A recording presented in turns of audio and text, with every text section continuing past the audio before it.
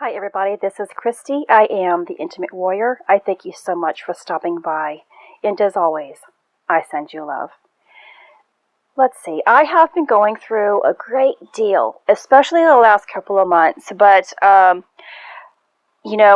reason why, again, I felt the need to kind of just be the past week here of my silence is because I am really becoming. And it's so important for us to really listen to what our inner being is requiring of us. If it is rest, please rest. If it is to nourish yourself, then nourish yourself. If it is to get outdoors and fill yourself with nature in whatever way you can, then by all means do it. If it means to really like sleep, that type of rest, then it's so important for us to really listen to our inner being. So I have something that I wanted to talk about in this video, and it is the burning bush. It's about the burning bush. And let me see if I can get to my notes here from my journal entries. And so I think it was September the 29th, if I go back to my notes, when I witnessed what looked like a burning bush. And so that's the reason why I wanted to discuss this. And of course, we know from the Bible, and Moses most specifically witnessed the burning bush where he spoke with God. The CSF is the burning bush, but it includes the vagus nerve, which includes the 12 cranial nerves in the brain. What has to take place here is for this to really take place in the human body is that through our process of self-healing and becoming aware and choosing love and faith, we open the Kundalini door. Now, this isn't when we are healing ourselves and purifying our bodies, the true Kundalini that shoots out of the crown and unites finally with Source is known as the Shushumna of the spinal column. This is also signified as Moses' staff. When Moses went and to the Pharaoh, and the Pharaoh's two magician guys, whatever they were called, laid down their staff and created a serpent.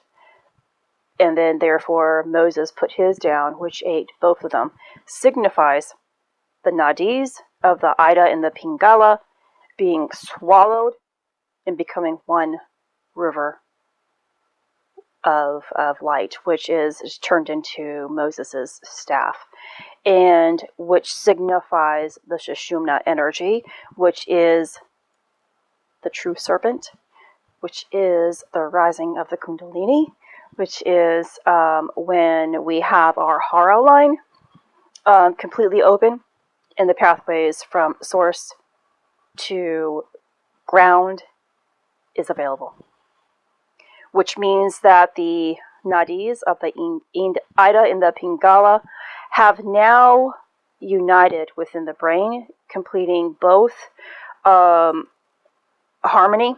So the Kundalini energy is going to travel up one river of the Ida or the Pingala, whichever one it's working with, whether it's the moon sign or the sun sign of throughout the energies that we are going through, especially when it is in our moon sign. It's going to flow and purify ourselves. Now, we get into trouble when we don't allow this energy to rise above the heart. A lot of you may experience lots of burning. And this actually can be burning in the solar plexus and burning in the heart. Burning to the point of indigestion, heart palpitations that kind of resemble heart attacks or extreme gas and pressure. Now, you can experience this even if you have allowed it to rise. Now, the difference is that if you are in resistance, is that you are more fear-based. And that compared to being in complete surrender, or you are in love. If you are experiencing these sensations and you are in fear, you are probably assuming that you are ill, and you are probably, well, I'm sick, I'm, very negative minded, or you are still more focused on worldly views. You are still more focused on, in judgment of other individuals, quite possibly. Anything that is still keeping you in a negative mindset. You are not focused on your own journey. More specifically, you have to truly focus on your own journey and know and understand that every experience that you are going through, if you have a negative thought and a negative reaction to it, it's about you. It is about you. This lifetime that we are all experiencing separately yet simultaneously is about our individual lives. It has nothing to do with another individual. It has nothing to do with life experiences. It has nothing to do with what is going on in this reality. It has to do with your thoughts and your reactions to it. Now, when the energy can finally clear itself above the solar plexus especially, it's going to try and really get through that heart chakra and open it up so much that there is love, that there is flow. And the Shushumna, or the True Kundalini, that Moses' staff, doesn't take place until the end. The nadis have to do their work, purifying themselves, going back and forth, up and down, throughout the body, until that sacred marriage is ready to be made. That is what the true sacred marriage is again. When the nadis of the Ida and the Pingala are now in complete harmony with themselves, that they can flow up to the crown and back down to the root without any obstruction, which means that there is clearing through all of the centers, meaning your chakras, and the major energy centers where your pituitary glands, your hypothalamus, the pineal gland, all of those centers are ready to really be activated, so that you can use the 12 cranial nerves are ready to be fully activated. The vagus nerve is ready to be fully activated. The Shushumna and the Kundalini, that dragon serpent, is ready to go through the crown, opening it up where the Bindu chakra kind of is, in that little swirl of hair that we have at the top of the crown. So you could be feeling, and this again will happen from time to time throughout your journey, where you're feeling a sense of pressure, tingling, maybe itching, pins and needles at the top of your crown, because a source is always trying to make connections and heal ourselves.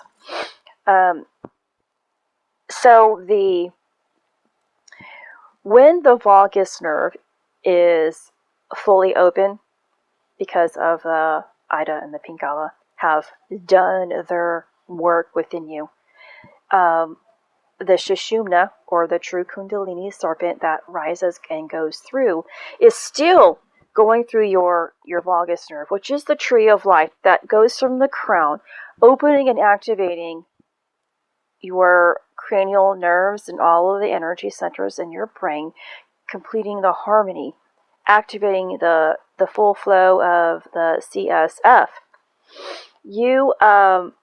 The tree of life is speaking to every single organ in your body. Every single organ must be open and ready to receive its true light from the true serpent that rises of Moses' staff. And that is when we can see the glowing, or quite possibly, if you are open to visuals or sounds, being your clairs being fully open, then you can receive information about what it is that or where you are currently at. And love is always going to be your guidance system. So the burning bush, that beautiful burning bush that Moses was witnessing, was in fact God telling him, here, this is it. It's time to activate, or your brain is going to be fully activated with the spinal fluid and open you up to full consciousness. And so when, the Ida and the Pingala are going to fluctuate back and forth continuously. And this happens throughout the day as well. Throughout the day, you'll have a couple of hours of a give and take of the Ida working in you, and then it's going to flip. And you can tell by what is working by plugging up one side of your nose and seeing which one is more clogged or more open. That tells you right there which flow is taking place. You see, mine are the same. I don't know if you can hear that. Mine are full. They're open and activated right now. But it fluctuates back and forth. It will fluctuate back and forth. And the state of mind when the left side of the brain is functioning is very dynamic. And this pranic energy is moving with the Pingala, like I was trying to tell you. So this experience is said to be registic by nature. The state of mind is mellow when the right side of the brain predominates and the pranic energy moves within the Ida nadi. This experience is said to be tamasic in nature. A meditative state of mind occurs when both hemispheres of the brain are functioning equally, and the pranic energy moving within the Ida and the Pingala are balanced. This pranic energy moves from the Khanda through what is known as the cave of Brahma. So you can tell again by what is really happening with the energy by your thought and your reactions again. This is why I tell you, I have expressed the need to really breathe properly. And this is also what I mean, that you can incorporate. True meditation is the ability to not react, or the ability to be still with every experience in your life. That is the true meditative state. When you can incorporate stillness, being still in a point of meditation where you are closing your eyes and emptying the mind, not having a sound, drowning out the sound that's around you. That's meditation that I always require, that you at least take 10 minutes a day to empty the mind and be still with yourself. But when you can incorporate that practice in your everyday walking, breathing, activity life, you will experience true peace, true oneness, and you will awaken all of your energy centers, and the burning bush will be activated within you. So, this entire year here of 2021, which is, creeping up at its end, in itself has been a year of 5. We have been working with the 5th element of ether or spirit this year. The Shushumna is the energy of the Holy Spirit, or whatever it is that you want it to call it. And it's only activated after the marriage between the Holy Father and the Holy Mother. Those two energies, when it finally has reached into the crown of the Ida and the Pingala, when they have finally reached the crown and are striking the pineal and pituitary glands, they are striking it.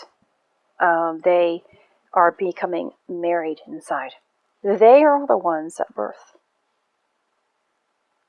the Holy Spirit, that awakens the true Kundalini within you. That is a proven fact of true harmony. That awakens the spine is now speaking. The lower spine of the coccyx is now speaking to the brain. And the brain is speaking to the root. This is heaven on earth. This is the above as the below. So I hope this video helps you in understanding the biblical phrasing of the burning bush and how it really does take place within you. If you are still looking for an outside experience to awaken you, you're missing the true experience that awakens within you, that truly gives you God's glory. This is Christy. Much love, health, and healing your way. I am bringing purpose to your life. Take care.